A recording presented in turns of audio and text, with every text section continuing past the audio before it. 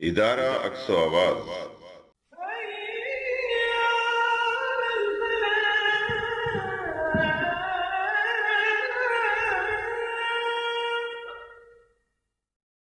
اعوذ باللہ من الشیطان الرجیم، بسم اللہ الرحمن الرحیم۔ قابل احترام ناظرین، یہ ذوالحج کا مہینہ جہاں عید الاضحیٰ اور قربانی کا مہینہ ہے، وہاں ایک عظیم الشان فریضے کی ادائیگی کا مہینہ بھی ہے جسے حج کہا جاتا ہے۔ علامہ اقبال رحمۃ اللہ علیہ نے اپنی شاعری میں فرمایا ہے کہ ایک ہوں مسلم حرم کی پاسبانی کے لیے، نیل کے ساحل سے لے کر تا بخاک کاشغر۔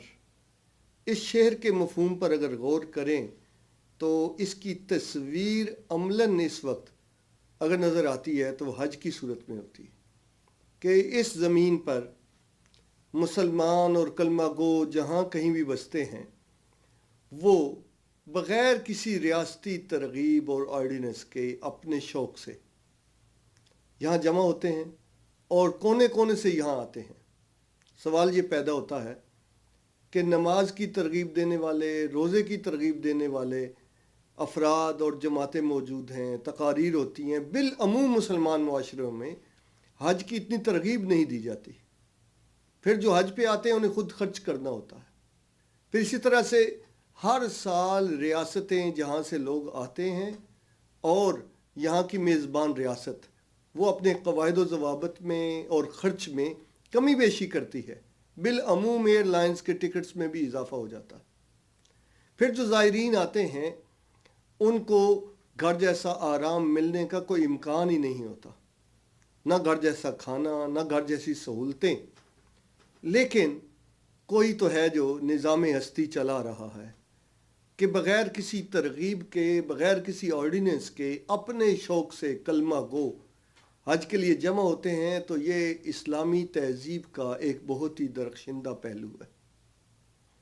پھر جو آتے ہیں تو ہر ملک کے مسلمان اپنا قومی ترانہ جانتے ہیں، ان کا قومی جھنڈا ہوتا ہے، ان کی قومی شناخت ہوتی ہے، ان کا قومی لباس ہوتا ہے۔ لیکن یہ ملت ابراہیمی، حضرت ابراہیم علیہ السلام کی نسبت سے جناب محمد رسول اللہ علیہ وسلم کے نقش قدم پر ایک ملت اور ایک امت ہونے کا ثبوت دیتی ہے۔ سب اپنے جھنڈے لپیٹ دیتے ہیں اور سب اپنی زبانیں بھول جاتے ہیں اور سب اپنے ترانے چھوڑ کر ایک ترانہ جو ملت اور امت کا ترانہ ہے اسے اختیار کرتے ہیں، اور وہ ترانہ توحید کا ترانہ ہے۔ لبیک اللہم لبیک، لبیک لا شریک لک لبیک، ان الحمد والنعمت لک والملک لا شریک لک۔ تو کیا یہ اتنے بڑے پیمانے پر ہونے والی فقید المثال سرگرمی جو دنیا کی کسی قوم اور کسی تہذیب اور کسی معاشرے میں ہے ہی نہیں، یہ بلا وجہ ہے؟ تو میں یہ عرض کروں گا کہ حج کے فریضے میں کیا فلسفہ ہے اور اس کے کیا ثمرات ہیں۔ یہ بہت ہی وسیع اور گہرا مضمون صحیح، لیکن میرا سوال صرف اتنا ہے کہ کونے کونے سے آنے والے یہ لاکھوں فرزندان توحید کیا بزدل اور ڈرپوک ہونے چاہیے، جن کا ترانہ یہ ہو کہ ہم اللہ کے لیے ہیں؟ اس کا دوسرا مطلب کیا ہے کہ باقی سارے لالچ، ساری طمع، سارے خوف ہم نے دل سے نکال دیے ہیں، ہم اللہ ہی کے لیے ہیں اور ہم اسی کی حکمرانی، اسی کی بالادستی، اسی کے اقتدار کو تسلیم کرتے ہیں۔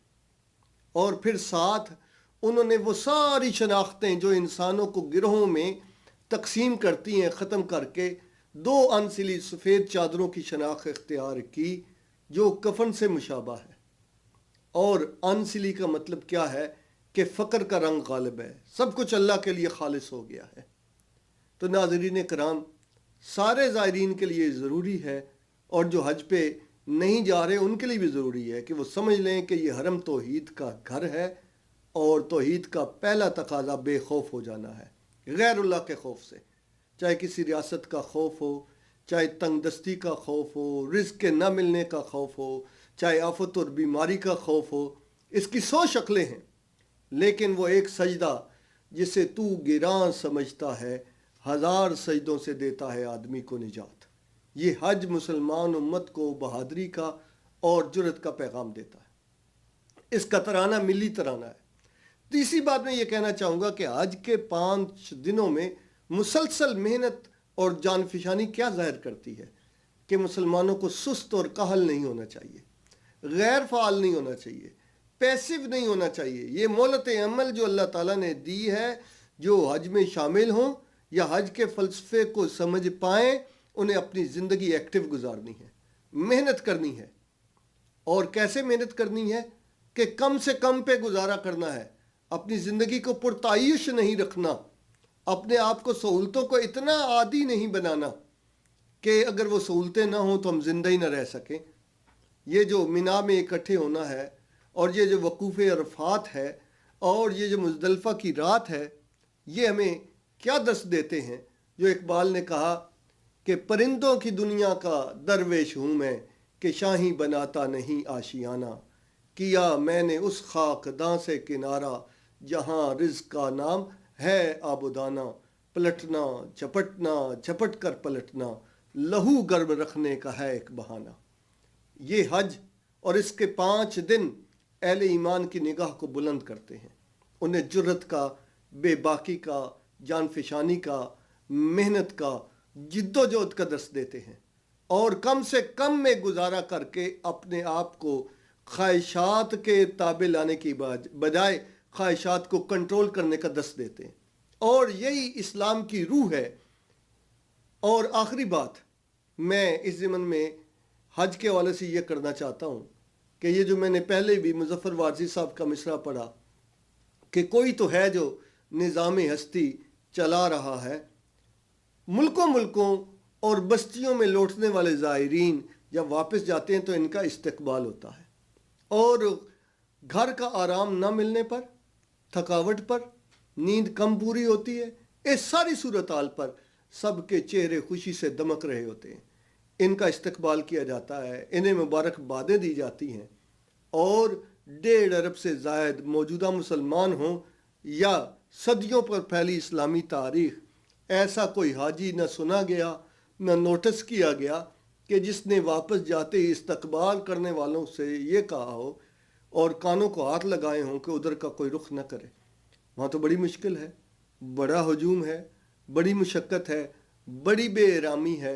नहीं, ये अल्लाह के घर की कशिश है, ये हुस्न है बैतुल्लाह का और ये तौहीद की लज्जत है, ये लज्जत आशनाई है कि जो भी वापस जाता है चंद दिनों में वो ये चाहता है कि उसे दोबारा बुलाया जाए, वो अपना दिल यहीं छोड़ जाता है। ये तौहीद की चलती फिरती जिंदा तस्वीरें हैं। बसा औकात तो हुजूम में नौजवानों से ज़्यादा मेहनत के साथ बूढ़े और मर्दों से बढ़कर औरतें मुशक्क़त करते नज़र आती हैं। तो इससे क्या सीखना चाहिए कि इस्लाम का पैगाम बिलअमूम और तौहीद ये मुतहर्रक करता है, ये लेटे हुओं को बिठा देता है, बैठे हुओं को उठा देता है और जो उठते हैं वो रवां हो जाते हैं और उनकी ज़िंदगी एक जोहद मुसलसल बन जाती है। लिहाजा आप जो मेरी गुजारिशात को सुन रहे हैं वो हज में शामिल हैं तो उन्हें मुबारकबाद पेश करता हूँ। अगर हज में शामिल नहीं है और फरीज़ा हज अदा नहीं किया तो इस्तिताअत के बावजूद ज़िंदगी में एक मरतबा भी हज ना करना गुनाह है। उनसे मेरी गुजारिश है कि वो तरजीह अव्वल के तौर पर हज का फ़ैसला करें और जिन्होंने हज पहले किया हुआ है वो अपनी ज़िंदगी पर गौर करें कि वो फ़ौजी जो ट्रेनिंग लेकर आए और ट्रेनिंग के मुताबिक मैदान जंग में परफॉर्म न करे तो वो नाकाम होता है। अगर आपने हज की ट्रेनिंग ली है, हज के अमल से गुज़रे हैं, तो फिर मार्केट में ऐसा कोई लालच और ऐसा कोई रियाल नहीं होना चाहिए जो उनके ईमान पर असरअंदाज हो सके। वमा अलैना इल्लल बलागुल मुबीन। इदारा अक्सो आवाज़ ऑडियो और वीडियो की दुनिया में मारूफ नाम, दुरूस कुरान और हदीस, हमदे बारी ताला, नात रसूल मकबूल, नसीहत आमेज तकारीर, तहरीकी तराने और मशहूर नज़्में अरसा दराज से आपकी खिदमत में पेश कर रहा है। दावत व तबलीग के लिए इदारा अक्सो आवाज़ एक मुनफरिद अंदाज के साथ